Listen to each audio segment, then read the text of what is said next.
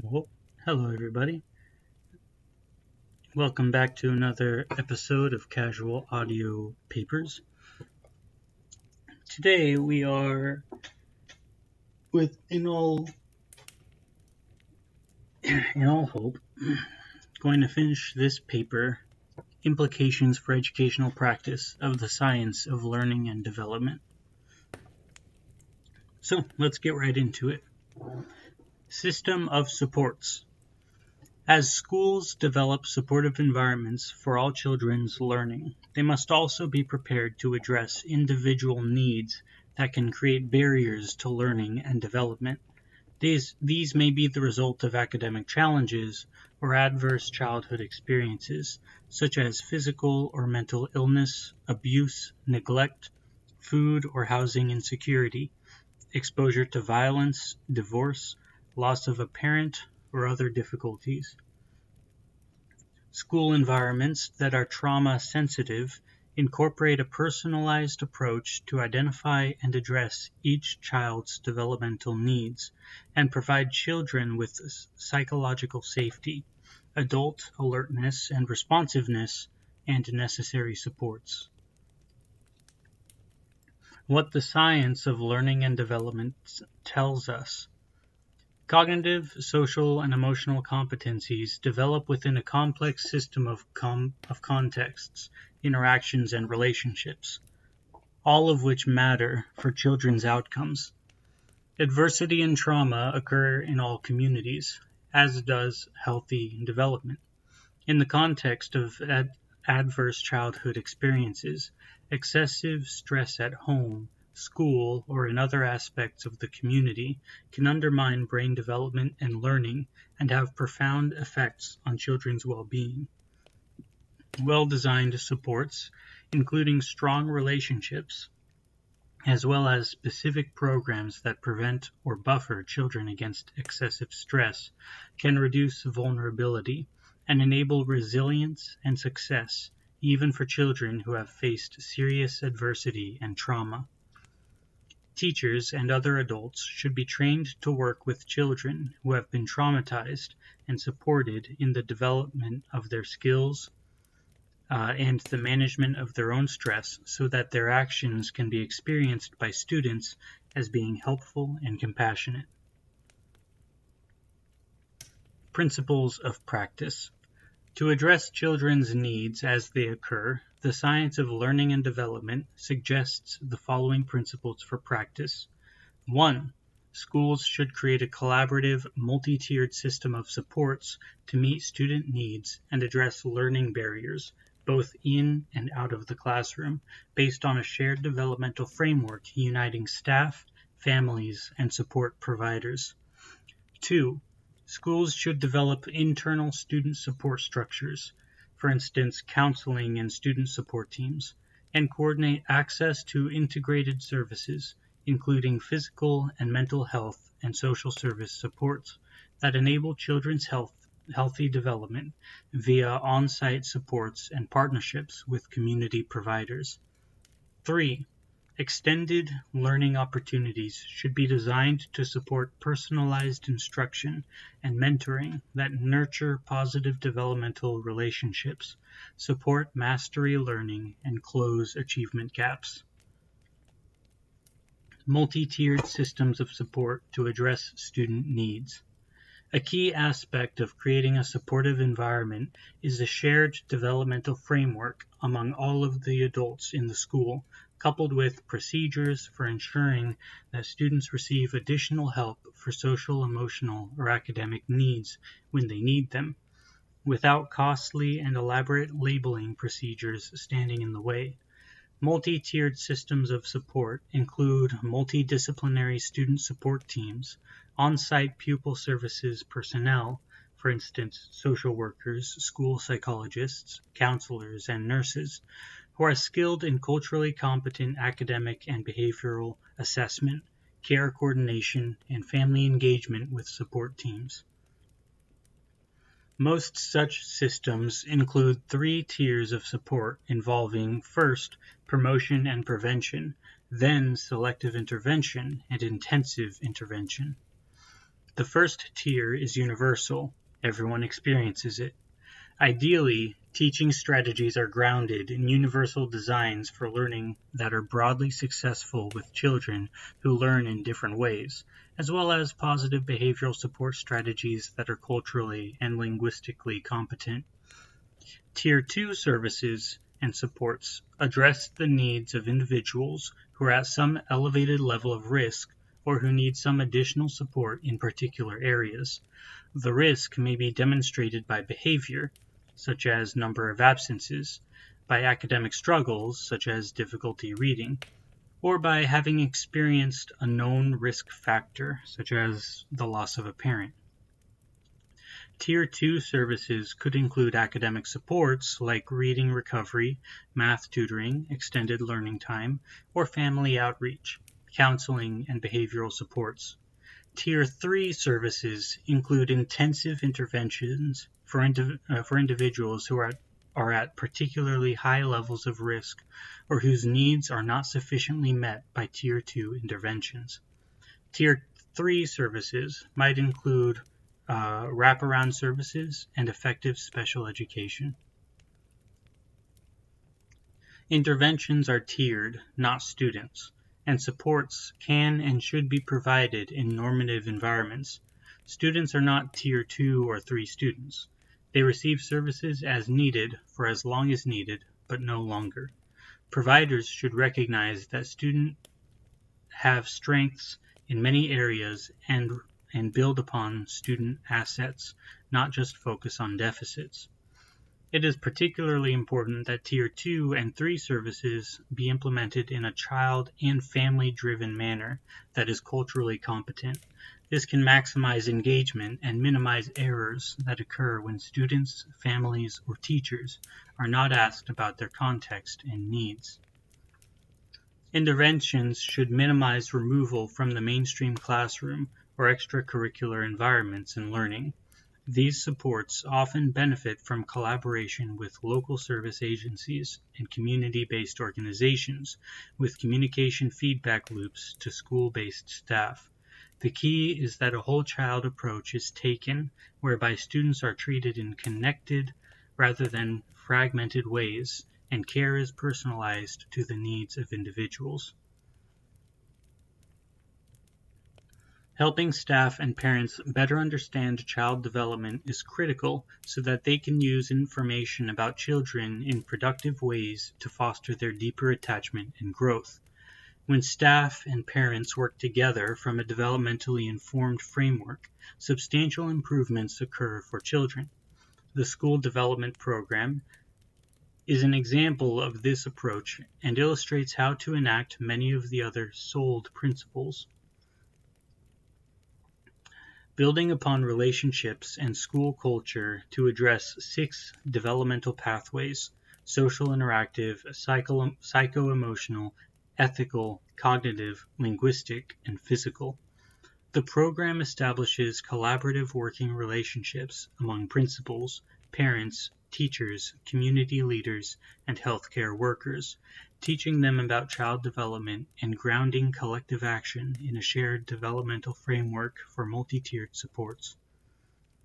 Research on the School Development Program. Research on the School Development Program shows that it helps reduce absenteeism and suspension, improves school climate and relationships among students and teachers, increases student self-competence and self-concept, and strengthens achievement. Integrated Student Services.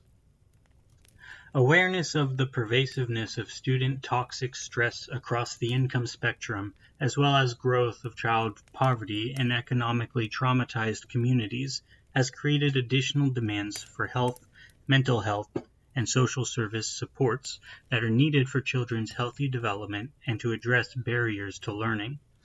A number of approaches have emerged to creating integrated student services, also called wraparound services, which link schools to a range of academic, health, and social services. Integrated school services. Where did it say that? Integrated student services programs address the reality that children whose families are struggling with poverty and the housing, health, and safety concerns that often go with it cannot learn most effectively unless their non-academic needs are also met.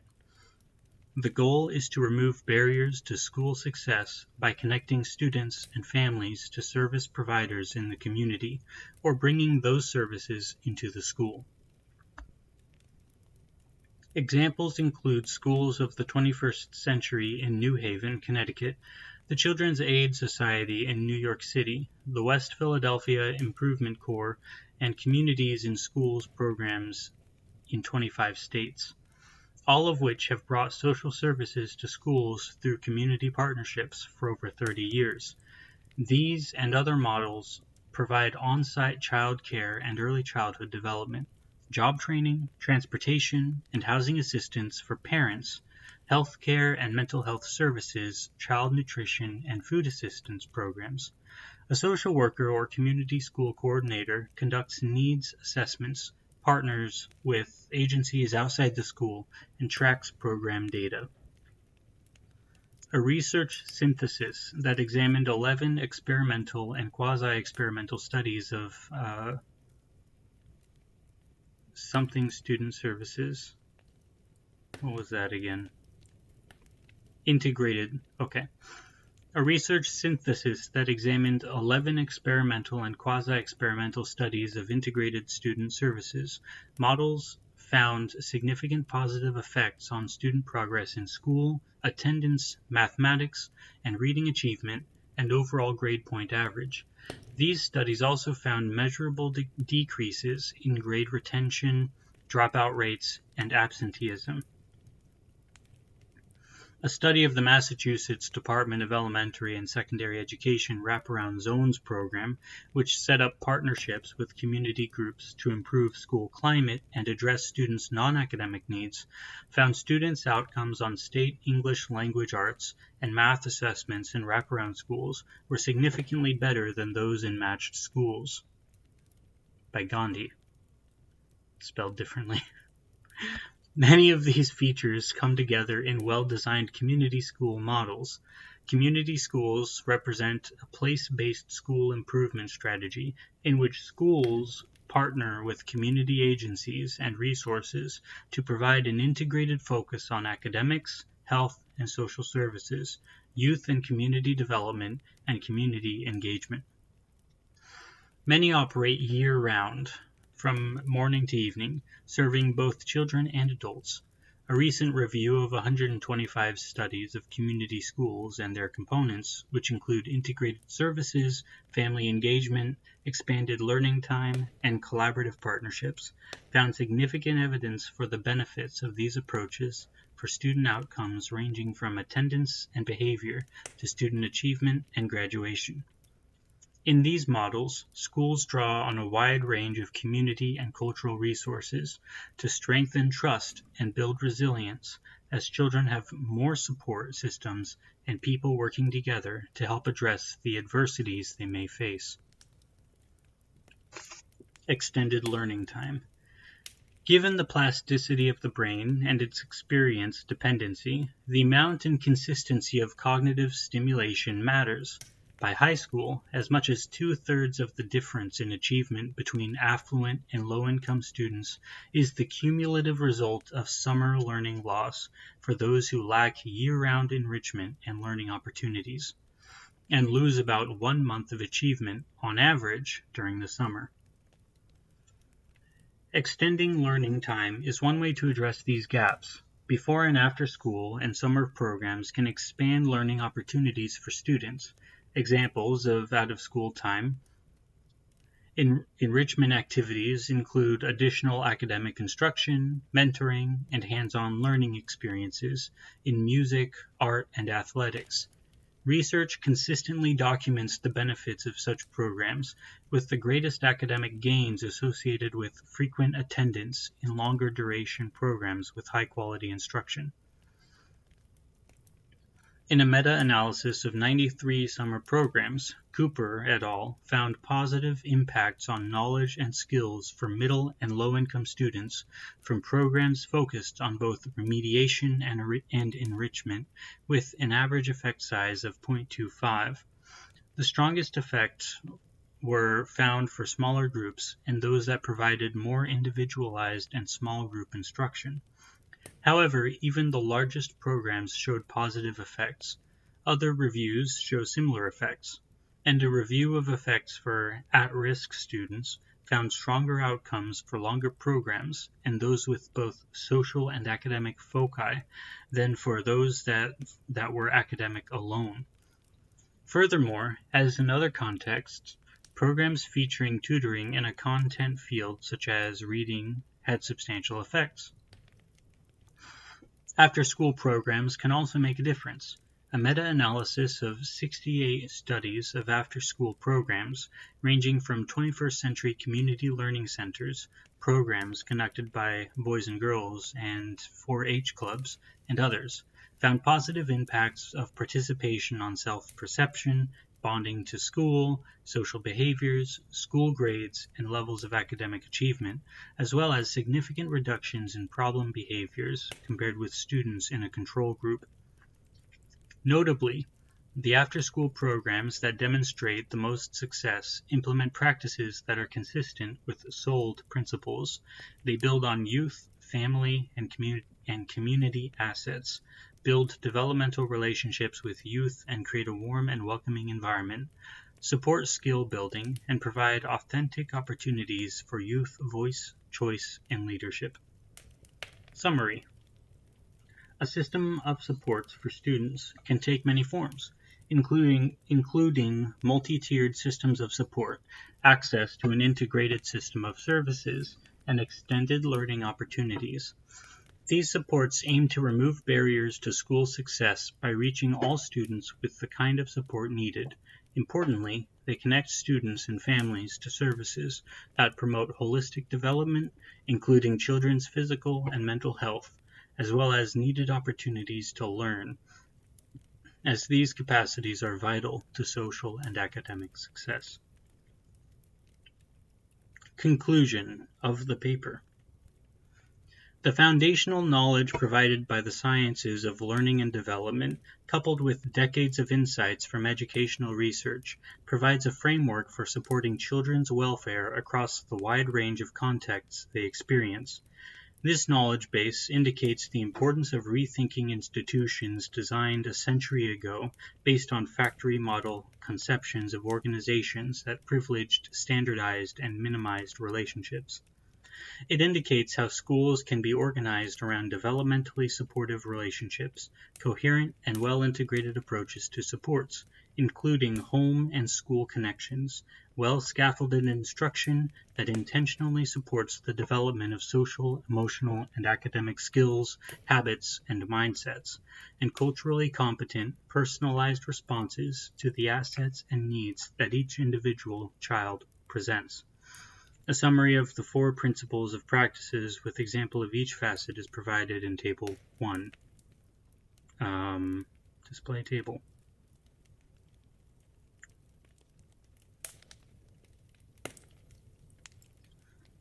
So, practices aligned with the science of learning and development. 1. Supportive environments. This is the top left. Structures for effective caring, small schools, small class size, advisories, block scheduling, looping, teaching teams, and longer grade spans. Classroom learning communities include intentional community building, cultural competence, identity, safety, and consistent routines.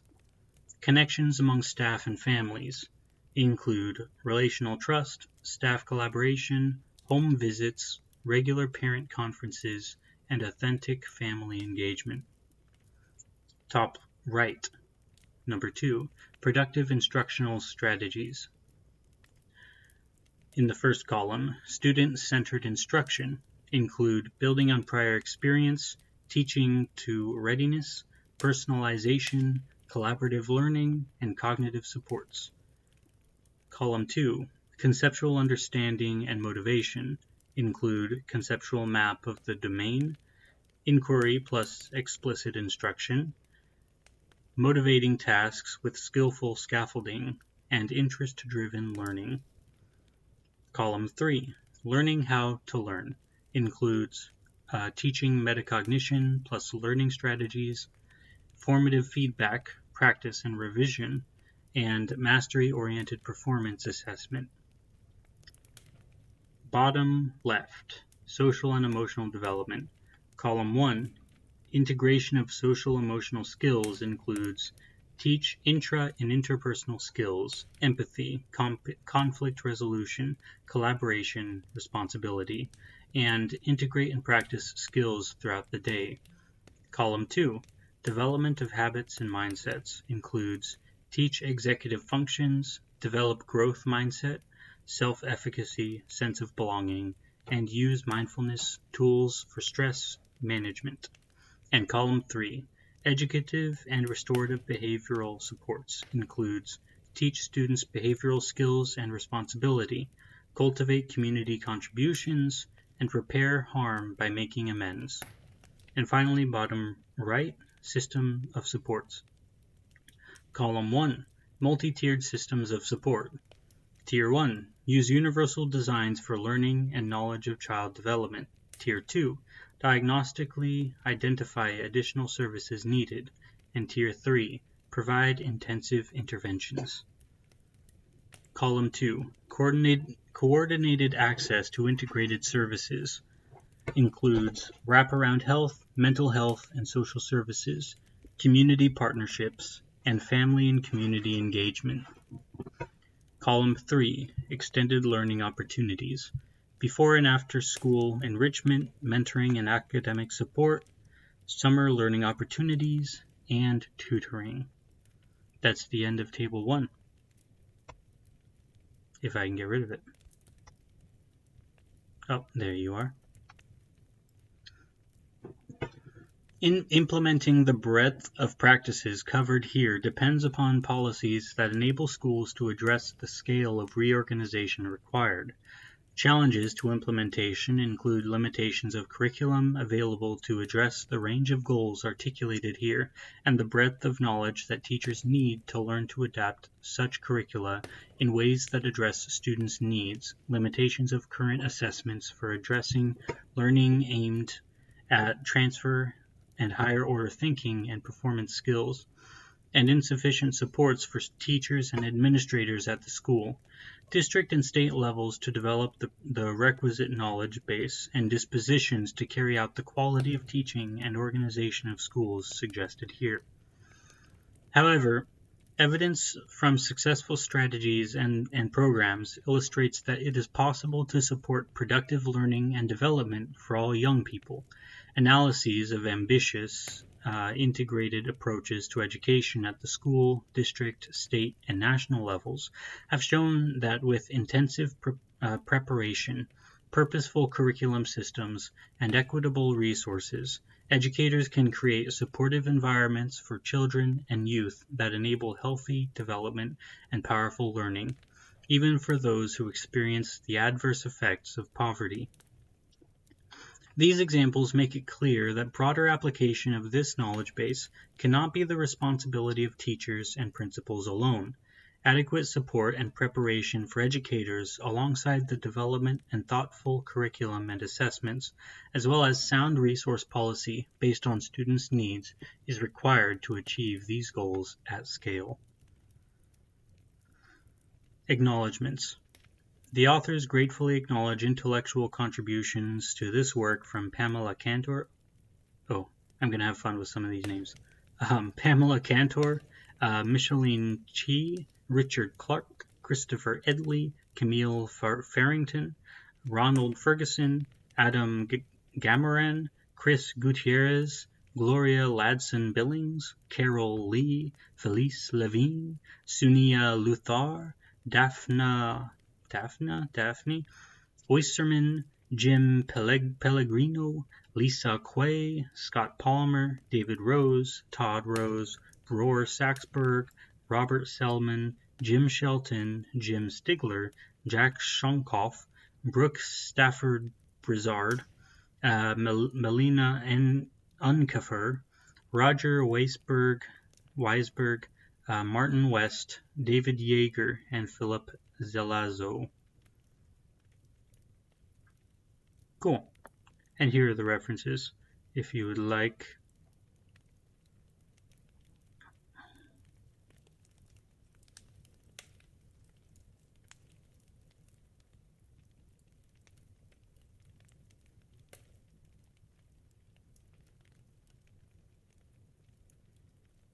I'm not going to read them all, but I'm just going through them. If you want to pause when you get to one that you are more interested in, then you can do that.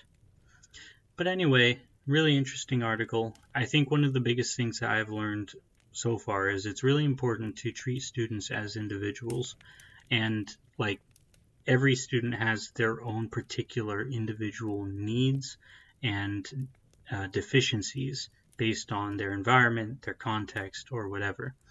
And so not only is it important to treat them as individuals, but it's important just to understand what their context is and to be able to navigate that effectively. And so an understanding of a wide array of contexts is important for teachers. So like in terms of cultural contexts as well as whatever other context they might be familiar with.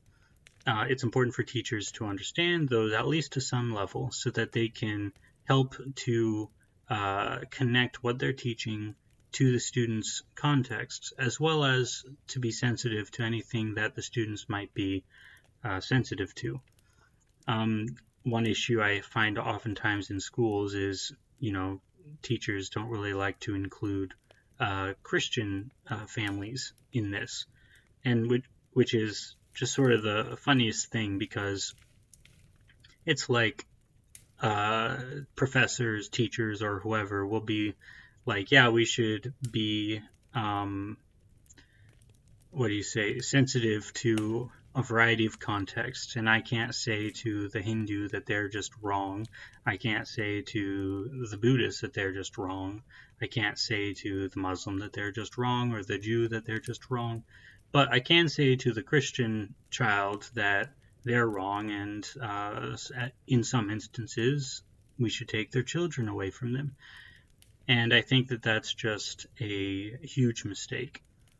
When we talk about a variety of contexts, we really should look at it from a multicultural perspective, not undermining a particular culture just because of our own biases, but we should look at every culture and teach the student with respect to that culture. And maybe if people had a bit more respect for, let's say, the more conservative parents in their schools, and we wouldn't be having a lot of the issues that we have today. And maybe we would be able to have a lot more better communication with each other.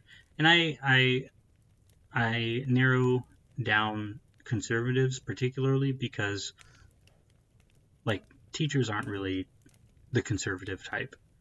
They are much more open, for instance. They tend to be a lot more on the left. And so a lot of times when they're teaching the students, they are coming at it from the left-wing perspective.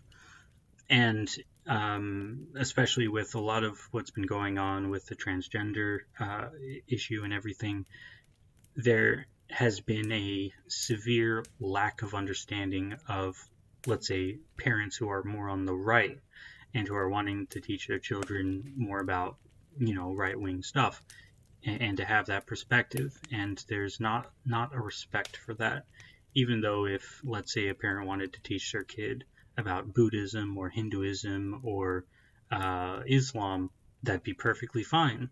But for some reason, teaching them about conservatism is not fine at all, just because it's against whatever the political agenda is of a particular teacher. That's also partly why I say a lot of teachers are just lazy. They need to have a bit more understanding of their students and where they're coming from, and just more care for their students, and not just care for themselves and sort of um, amplify that identity to be one of the central things that students need to learn. I think students need to learn about the subject a lot more than they need to learn about whatever the teacher is wanting to teach them about the teacher's identity. And with that said,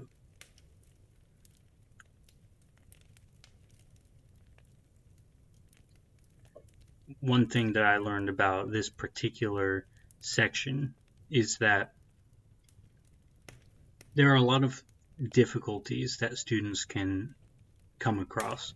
And one of the important things that this paper actually outlined a little bit is there are affluent students who have their own difficulties that require just as much attention as the more poor or poverty-stricken students might be requiring.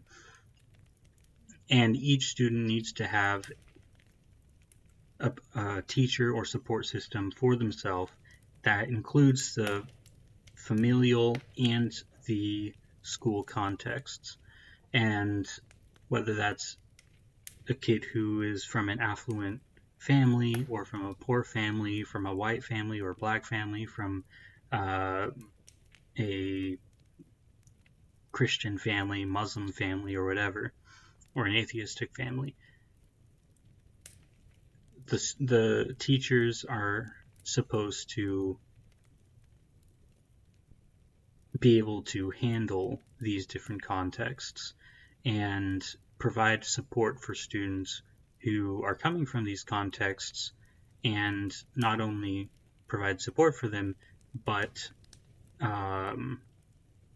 operate in tandem and with what's the word that I'm looking for? In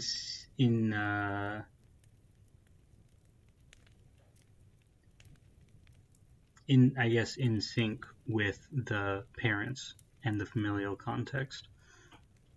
But of course, I think I said last video that a lot of these studies are telling us that the ideal of what a professor or teacher would